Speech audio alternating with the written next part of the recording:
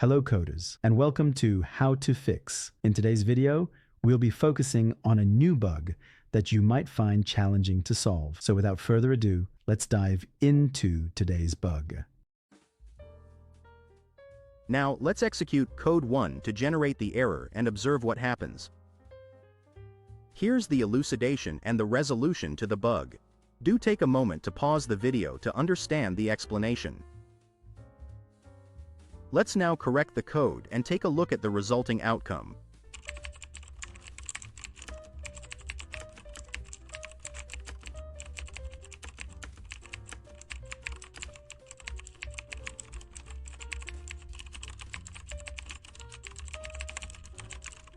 And presto, the code works perfectly and our output is just what we anticipated.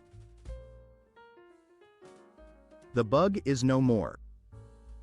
That wraps up our video for today. If this video was of help, don't hesitate to hit the like button and subscribe to our channel for more programming fix videos.